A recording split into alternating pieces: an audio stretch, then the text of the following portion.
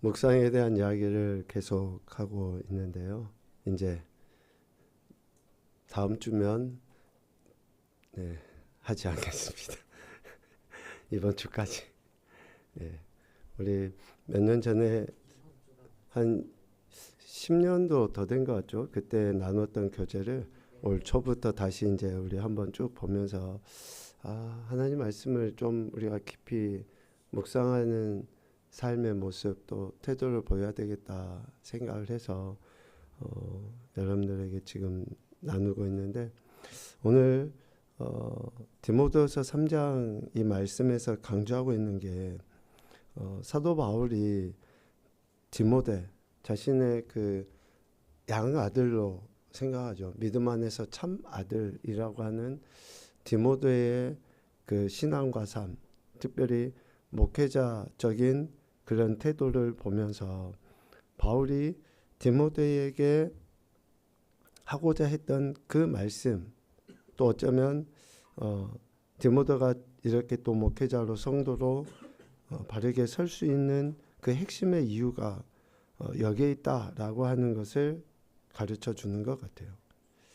15절 16절에 보면 디모데의 신앙 삶을 이야기하죠.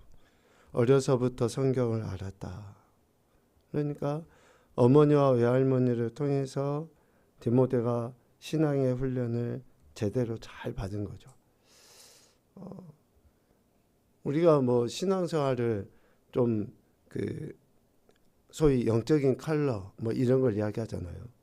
어떤 사람은 막 기도하는 거, 어떤 사람은 또 지적인 말씀 이야기하는 거, 또 뭐 그러니까 어떤 은사적인 거나 또 아니면 또 사역도 뭐 어떤 이는 뭐 전도하는 거, 선교하는 거, 또 구제하는 거, 봉사하는 거, 뭐 그 다양하게 그 강조점들이 있어요.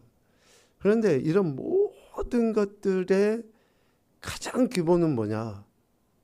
이 모든 뭐 전도고 선교고 구제고 봉사고 아니면 어떤 성령의 은혜, 은사, 능력, 역사 또 아니면 지적인 성경 공부 모든 것들의 가장 기본은 뭐냐? 바로 하나님 말씀이라는 거죠. 왜? 예수 그리스도는 말씀으로 존재하셨고 육신의 몸을 입고 이 땅에 오셔서 말씀으로 하셨고 다시 말씀으로 지금 존재하시기 때문에 그렇죠. 우리가 하나님을 영이라고 이야기하고 예수님 영이라고 이야기하는데 예수님이 영이시다, 하나님이 영이시다라고 할 때에 세상 사람들의 이야기하는 영은 귀신이죠. 뭐 보이지도 않고 아무 형상도 없는. 그런데 우리가 하나님을 영, 예수님을 영이라고 이야기할 때에는 존재가 있어요. 존재. 어떤 존재로 있습니까? 뭐 십자가 형상의 그런 존재가 아니에요. 말씀이라고 하는 존재로 지금 우리와 함께 하시는 거거든요. 그러니까 영이신 그분이 우리와 함께 하고 계신다고 하는 그 핵심은 바로 말씀인 거예요. 사도 바울은 디모데가 어렸을 때부터 이 말씀에 근거하여 자라왔고 또 그가 지금 말씀에 근거하여 이런 사역을 감당하도록 권면하고 있는 거죠. 그러니까 우리가 예수님 믿는 우리들은 어떠한 신앙의 모든 행위를 통틀어서 말씀을 떠나서는 말씀이 없이는 말씀의 거울에 비춰보지 아니하고는 안 된다라고 하는 것을 이야기합니다. 그러니 여러분 성경을 꾸준하게 읽고 또 이야기하는 것처럼 계속 깊이 생각을 해야 돼요. 그래서 그 말씀이 지금 내 생각, 더 근본적으로는 내 영에 어떻게 영향을 끼치고 있는가. 저와 여러분은 영적인 존재인 줄로 믿습니다. 그러니 영이신 하나님, 영의 형체이신 그 하나님의 말씀을 우리가 우리의 영에 채워갈 때에 우리가 실질적인 하나님을 아버지라고 부름에 있어서 어때요? 어떤 추상적인 개념이나 그냥 내가 신앙생활을 하고 있다고 하는 단순한 표현으로서의 아버지가 아니라 진짜 나를 이 땅에 존재케 하시고 살게 하신 그 아버지로 인정하고 따라갈 수 있게 되는 거죠.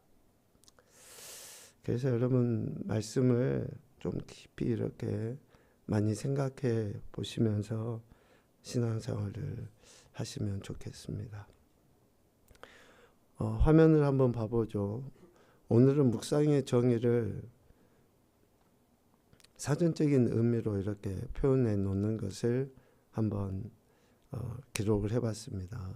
우리 한번 같이 읽어봅시다. 그 앞에 부분만 읽어보죠. 특정한 대상이나 신앙적인 진리를 마음속으로 깊이 생각하며 음미하는 행위. 이게 묵상이라고요. 특정한 대상, 우린 누구예요? 하나님. 신앙적인 진리, 그분의 말씀, 마음속으로, 그러니까 우리의 지정의를 다해서 전인격으로, 그리고 깊이 생각하며 음미하는 행위, 사색하고 더 나아가서는 적용하는. 그러니까 그 말씀을 깊이 생각해서 적용하는 거예요. 하나님의 말씀을 나의 지정의를 다하여서 깊이 생각하고 또 적용을 해보는 이러한 행태가 묵상이라는 거죠. 페이퍼를 보시면 그래서 우리는 말씀을 통해 내게 주시는 교훈이 무엇인가 생각하고 적용해야 돼요. 이 네 개가 아이 네 개예요. 어이 네 개가 아니라 누구라고요? 어이 네 개가 아니라 나에게 주시는 그 교훈을 우리는 적용해야 되는 거예요. 말씀을 보면서 누군가가 떠오르고 저 사람이 이렇게 저 사람이 이게 아니라 하나님은 내가 변화되기를, 내가 바뀌어주고 내게 교훈을 주셔서, 교훈에 대한 적용은 구체적인 내 삶의 현장에서 하나님의 뜻과 하나님 나라의 가치를 구현하기로 결단하고 실천하는 것을 의미합니다. 참 중요한 내용이에요. 우리가 예수님 믿는 거, 그래, 천국 가기 위해서, 구원받기 위해서, 죽으면 천국 가는 거, 그것이 우리 신앙과 삶의 목표다 라고 하면 반쪽짜리도 아닌 것 같습니다. 우리가 이 땅에서 예수님을 믿는 것은 이 땅에서, 즉 내 삶의 현장에서 하나님의 뜻과 하나님 나라의 가치가 실제적으로 드러나는 거죠. 그러니까 예수님 믿고 살아가는 것이, 오늘 첫 번째 찬양에도 나오지만 우리가 살아가는 인생의 여정이 거친 길이를 걷는 거 아니겠습니까? 광야의 여정과 같은 그 길을 우리는 걸어가요. 그런데 하나님이 우리에게 기대하시는 바는, 왜 이리 거칠고 힘들어? 왜 이리 자꾸 문제투성이야? 이것을 하나님이 우리에게 그러한 마음을 갖도록 하십니까? 그렇지 않죠. 여전히 우리는 문제투성이기도 하고, 어쩌면 이스라엘 백성들처럼 마실 물도 없고 먹을 양식도 없어서 때로는 고달프고 힘들지만 하나님이 다스리시고 계신다고 하는 그 인정 속에 감사가 나오고 고백이 나오고, 나보다 더 연약한 자들을 보면 안타까워하고, 또 할 수 있으면 손을 내밀어서 그들에게 뭔가 위로를 주고, 실질적인 물질적인 도움을 못 줘도 그 안타까운 영혼을 위해서 이름을 한번 불러 기도하는 것이라 할지라도 하나님이 우리에게 그러한 것을 기대하지. 그러니까 실질적인 하나님 나라의 가치를 구현해내기 위해서 우리가 신앙생활을 하는 거지. 그러려면 우리가 하나님의 말씀을 실질적으로 내 삶에 적용하기 위한 결단들이 있어야 되는 거죠. 적용이 진리의 발견, 하나님의 은혜에 대한 뜨거운 경험 등을 포함하지만 적용의 생명은 뭐에 있습니까? 실천에 있어요. 적용의 생명은 하는 거예요. 하는 거. 해보는 거예요. 적용의 실천이 없으면 생명력이 약해집니다. 그러니까 마음의 느낌이나 깨달음은 있을 수 있어요. 그런데 움직이지 않잖아요. 그러면 그것은 어떤 생명력이나 능력이 나타나기 어렵습니다. 뭐 요즘에 여러분이 어떠신지 모르지만 예배 시간에 말씀을 들을 때나 또 아니면 이전에 우리 뭐 예전에 부흥회도 막 이런 거 다니고 그런 적들도 있잖아요. 신기하게 처음에 마음에 딱 와 닿는 그런 감동이 있잖아요. 그것을 즉시 해버려야지. 그냥 하룻밤 지나잖아요. 그러면 그게 언제 그랬냐는 듯이 그런 마음이 싸그리 없어져 버려요. 한번 해볼까요? 신앙은 예. 예. 신앙은 결단이에요. 결단. 내 안에 뭔가 하나님이 말씀하시는 것들을 내가 움직여야 되잖아요. 움직이면 그 움직임 속에 어떤 열매들이 실질적으로 일어나거든요. 여러분 기도 많이 하십시오. 아니 정말 기도 많이 하세요. 근데 기도하는데 여러분 안에 하나님이 주신 감동들이 틀림없이 있거든요. 근데 기도만 많이 하면 안 돼요. 감동이 있으면 움직여야지 돼요. 움직여야지. 그래서 저 같은 경우는 이제 뭐 스케줄이긴 하지만 기도하다가 무슨 일 해야 되겠다, 뭐 해야 되겠다, 그걸 메모를 해놔요. 그래가지고 이제 아침에 그 뭐 타이핑도 하고 묵상도 하고 하면서 그 메모된 것을 봐서 아 오늘 이렇게 하고. 가지고 저녁 기도의 시간에 하루에 해온 것을 있잖아요. 했으면 오케이 써놓고 하지 못했으면 이제 다음 날로 또 넘기고 이렇게 해서 노트를 활용해서 저는 그렇게 하거든요. 뭐 이제 이게 뭐 성령이 큰 감동이고 뭐 어떤 것보다 저 같은 경우 이제 목회자로서 목회 활동을 하잖아요. 교회를 섬겨가고 뭐 신방이나 누구에게 전화하거나 카톡하거나 뭐 이제 생각나는 것을 메모를 해서 했으면 오케이. 그러니까 우리가 기도하는 것이 실질적으로 이루어지는 건 뭐냐? 내가 움직여야지 이루어지는 거죠. 움직여야지. 성경 묵상과 적용, 과정, 초점, 종류, 목표, 뭐 이제 이런 이론적인 것을 쭉 해 나가는데요. 실질적인 우리의 성경 묵상과 적용의 목표를 한번 보면 내면의 변화와 순종이 목표예요. 내가 뭐 성경을 얼마를 읽었다, 내가 얼마나 많이 뭐 묵상했다, 생활했다, 이걸 드러내 보이는 게 아니라 나의 변화, 내 자신의 변화, 순종. 그래서 이걸 뭐라고 성화라고 이야기하는 성화. 그러니까 우리가 예수님을 믿고 뭐 5년, 10년, 20년, 30년 쭉 시간이 지나면 지날수록 어때요? 우상향해야 되잖아요. 쭉. 그러니까 뭐 이게 자라가야죠. 점점. 태어나서 성장해 가는 것이 너무나 당연한 이치인 것처럼 우리가 새로운 피조물로 태어났으면 거듭났으면 자라가야죠. 성화해 나가야 되는 거잖아요. 그러니까 어제보다는 오늘 조금이라도 더 내가 영적으로 또 예수 그리스도 믿는 믿음 안에서 인격적으로 성숙해져 가야죠. 우리가 성경 묵상이나 적용의 실질적인 목표가 이거예요. 나의 변화. 내가. 그 변화는 내 자신도 느끼지만 가장 가까이에 있는 아내나 남편 또 자녀들이 느끼겠죠.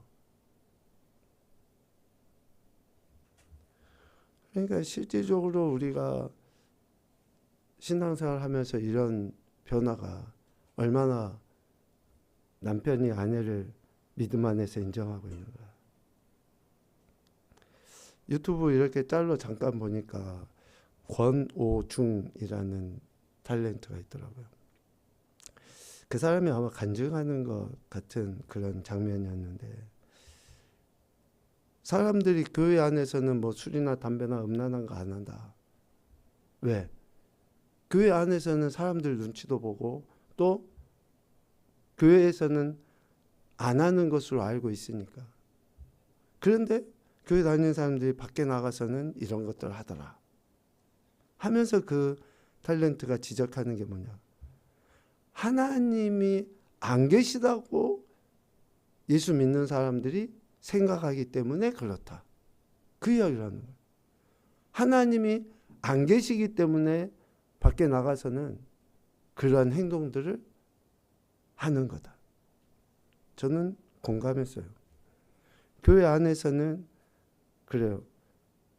소위 성전이라고 표현하는 이 자리에서는 우리가 또 신앙의 체면 때문에 되게 거룩한 척 하지만 밖에 나가서는 뭐 술, 담배, 음란 이런 거 아니고라도 얼마나 우리가 많은 죄를 그냥 용납하고 범하고 있습니까? 하나님이 안 보신다고 생각하니까, 하나님 안 계신다고 생각하니까 그런 거죠. 만약에 그 자리에 딱 하나님이 계신다고 생각해 보면 어떻게 그런 일을 할 수 있습니까? 디모데 3장 17절 이야기한 것처럼 하나님의 사람으로 온전하게 하며 모든 선한 일을 행할 능력을 갖추게 하려 합니다. 이것이 바로 성경 묵상과 적용에 기대하는 바, 목표예요. 하나님의 사람으로 온전하게 합니다. 이 온전하다라고 하는 것은 100% 완전함을 이야기하지 않아요. 아닙니다. 방향성이에요. 방향성. 마태복음 5장 48절에 예수님께서도 그렇게 말씀하신 것처럼 하늘에 계신 너희 아버지처럼 너희도 완전하라 라고 한 것은 방향성이에요. 방향성. 그렇게 우리가 완전함을 추구해 나가는 거예요. 아버지 하나님을 닮아가는 거. 자식이 아버지를 닮는 것은 당연한 거 아니에요? 본받는 건 당연한 거예요. 그러니까 그런 방향성으로 나가야 되는 거예요. 그런데 우리가 그런 방향성하고는 별로 관계없이 아버지가 기대하는 바 생각하지도 않아. 그게 불효죠. 인간적으로. 하나님 앞에 우리가 꼭 그러한 모습이에요. 그래서 하나님의 말씀을 묵상하고 또 실질적인 적용을 해가다 보면, 실천하다 보면 이렇게 선한 일을 행할 능력들이 우리 안에서 드러나 보이죠. 야고보서 1장 22절 말씀 같이 읽겠습니다. 시작.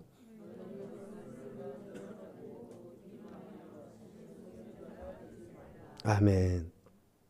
참 중요한 말씀이죠. 듣기만 하는 자는 결국 자신을 속이는 자다라고 야고보 사도는 이야기해요. 말씀을 듣기만 해요. 그것은 속이는 거예요. 자기 자신을.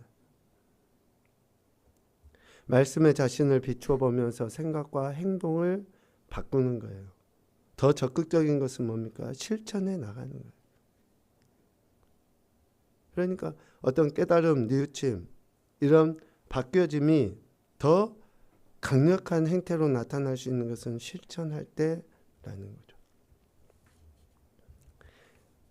적용의 3단계, 내면의 적용. 그러니까 이런 깨달음이 있어야 돼요. 읽으면서.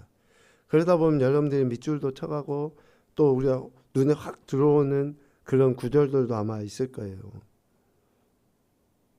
이런 깨달음을 통해서 내 자신의 삶, 그리고 내가 속해 있는 공동체 안에서의 이제 내 모습을 뒤돌아보는 거죠. 그리고 이제 구체적인 행동을 드러내 보이는 거예요. 그러니까 가장 중요한 거는 우리가 묵상하는 방법에서도 이야기했지만 말씀을 읽는 거예요. 읽는 거. 그러니까 말씀을 읽는 건데 우리는 그 말씀을 문자로 읽는다라고 표현하기보다 하나님의 음성을 듣는다라고 우리는 이야기하는 거예요.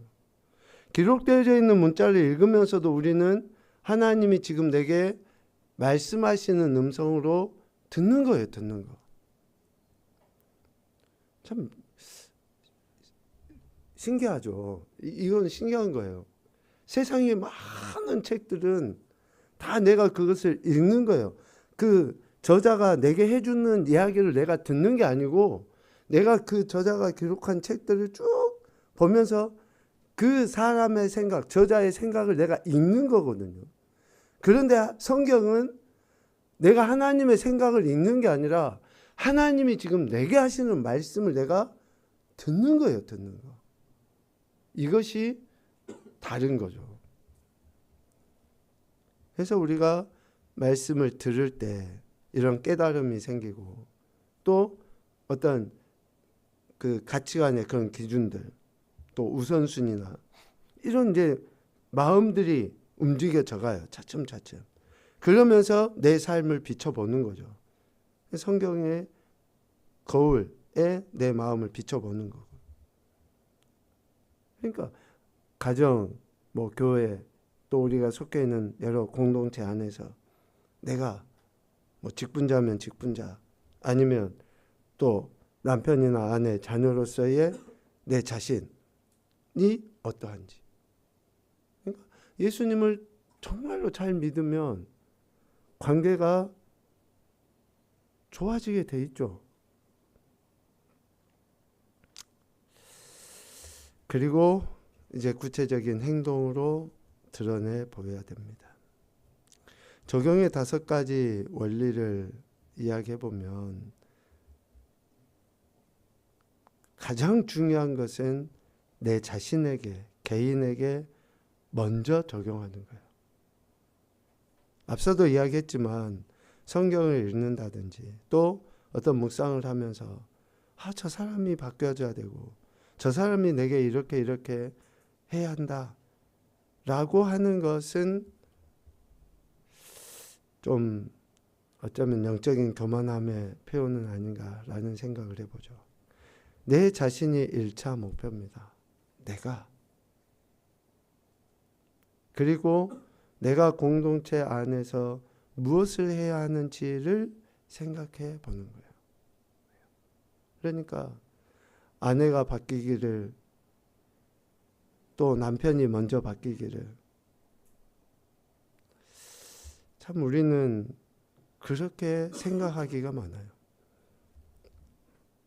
그렇게 하지 않으려고 부단히 은혜를 구하고 기도하고 몸부림쳐도 또 다시 바뀌어 이렇게 잘 안 될 때가 많더라고요. 아내를 배려하는 그런 그 마음들, 또 뭐 남편을 존중하는 그런 마음들이 또 있겠지만 내가 먼저 하는 거예요.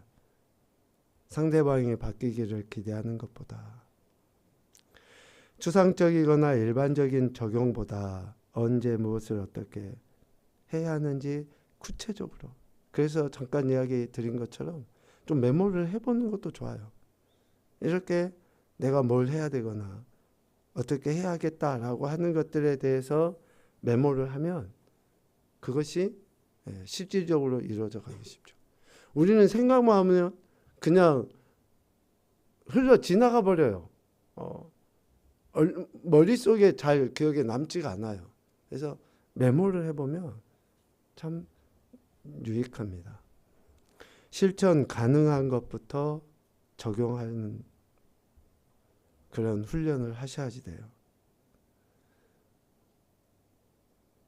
검증될 수 있는 적용부터 하셔야 됩니다. 결과가 얼른 딱 이렇게 좀 나타날 수 있는 것부터. 저는 5번째를 좀 강조해서 이야기하고 싶습니다. 공동체가 납득할 수 있는 적용이 돼야 돼요. 무슨 의미입니까? 우리가 지금 고린도전서 말씀을 보는데 사도 바울이 고린도 교회 성도들에게 강조해서 하는 이야기가 뭐예요? 모든 것이 가하다. 그런데 모든 것이 유익한 것이 아니다. 모든 것이 가하지만 덕을 세우는 것이 아니다. 결과적으로 뭐가 중요하다는 거예요?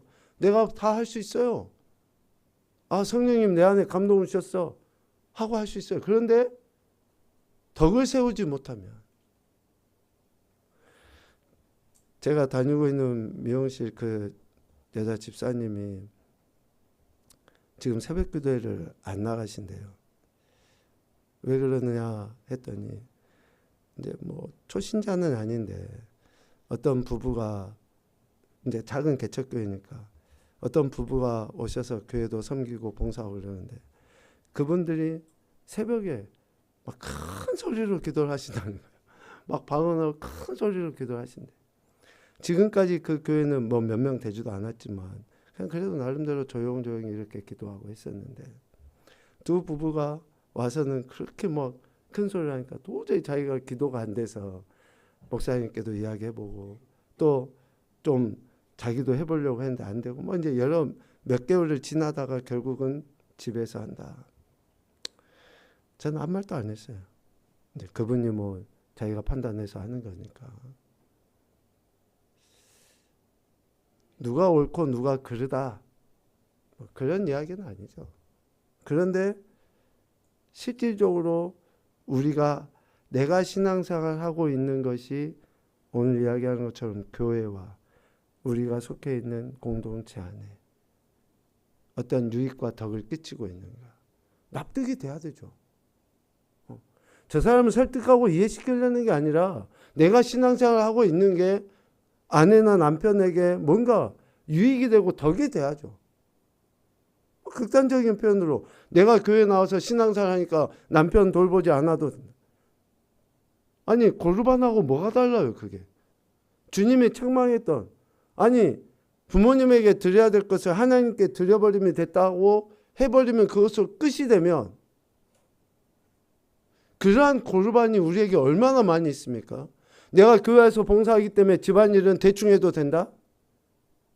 내가 교회에서 뭔가 일하고 있기 때문에 직장생활에서는 대충 해도 된다? 아니면 내가 직장에서 그 해야 할 시간에 교회 일을 한다?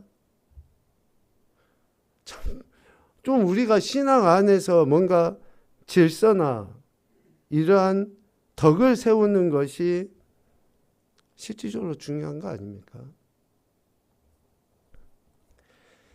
그래서 우리는 이 개인의 적용, 공동체 안에서 얼마나 제대로 나타나고 있는지. 그래서 예수님 믿는 사람들은 안 믿는 사람보다 더 부지런해야 돼요. 더. 네, 정말 더 부지런해야 돼요. 집안일도 열심히 해야 직장생활도 열심히 해야지. 교회 신앙생활도 열심히 해야 되지. 정말 강조해서 미안하긴 하지만 여러분 다 열심히 해야 돼요. 책 잡히면 안 됩니다. 그러니까 잠을 좀 줄여서라도 뭐 집안일 할 거 하고 또 뭔가 같이 하고 뭐 이런 것들도 필요하고 하지. 그러니까 부부로 신앙생활 하신 분들은 서로 조금씩 돕고 배려하는 것이 더 유익한 것 같아요. 마지막 우리 페이퍼 한번 그 PPT 한번 봐보죠. 결국 묵상이란 이렇게 한번 결론을 내려봅니다. 같이 읽겠습니다. 시작.